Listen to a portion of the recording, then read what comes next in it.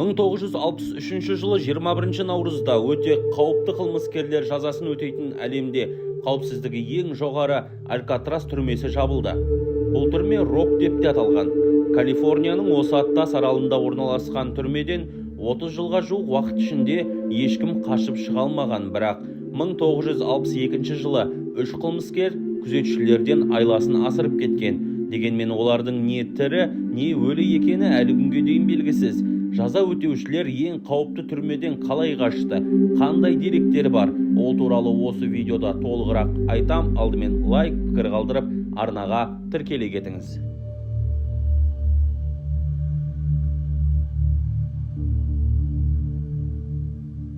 Алькатрастағы әр қылмыскерге бір-бір күзетшіден берілген, әрі олар бөлек-бөлек камераларда отырған.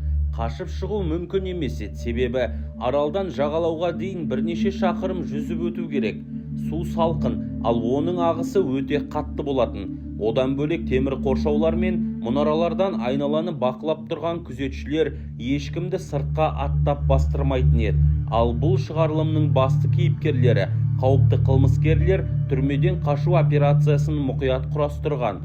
Олар банк тонаған үшін сотталған Фрэнк Моррис, көлік ұрлаған үшін жазаланған ағайынды Джон және Кларенс Энглиндер еді.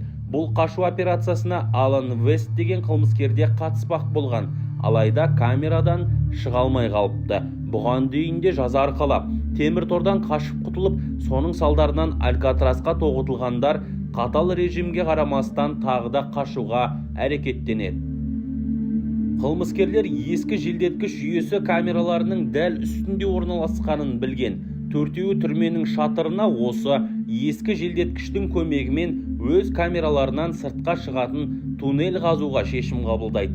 Асханадан ұрланған қасық шаншықлардан бұрғы жасап, желдеткіш жолын өздері сиятындай етіп, күн сайын кезекпен кеңейтіп отырған. Қабырғаның бүлінген жерін жасырып отырған. Қызу жұмыс жүріп жатқан кезде біреуінің қолы босай қалса, көрші камералардан күрте, құтқару жилеткелерін, резеңке күртелерін алған. Сонымен қатар күзетшілер олардың қашып кеткенін байқамас үшін шаштаразда қиылған шаш жинап, гипстен адамдардың басын жасаған. 1962 жылы 11 маусымда ұйықтауға команда берілгеннен кейін қылмыскерлер кереуеттеріне алдын ала дайындалған адамның бастарын жастыққа қойып, туннель арқылы қашып кетеді. Дегенмен Алан Вест қашып шыға алмаған, себебі өзі өтетін құпия жолды барынша қаза алмапты. Ал қалған үшеуі түрменің үстіне шығып, су ағатын тұрбамен бұғазға өтіп, аз уақытта жағалауға жетіп алады.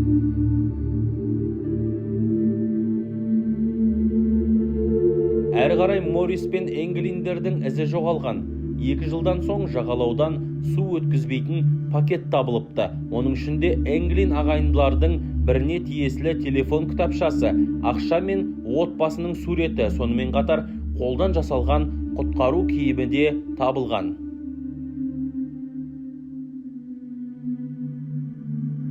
ақш-тың федералдық тергеу бюросы 1978 жылға дейін қашқындарды іздеумен айналысады. Кейін ордер ақш-тың маршал қызметіне табысталады. 2003 жылдан бастап Майкл Дик есімді қызметкер іздеумен айналысып жүр.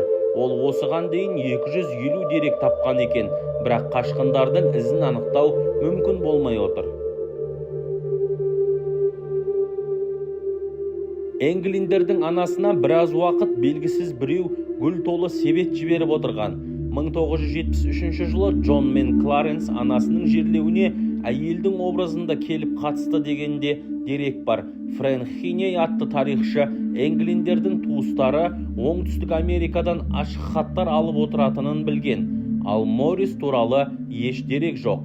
Оларды тұтқындауға күші бар ордер қашқындар 100 жасқа толғанда ғана жарамсыз деп есептеледі. Осылайша Алькатрас қашқындары әлі күнге дейін іздеуде жүр. Бір қызығы, осы оқиға желісімен 1979 жылы Алькатрастан қашу атты фильм түсірілген. Фрэнк Морристің рөлін Клинт Иствуд сомдаған, ал түрме қазір мұражайға айналған.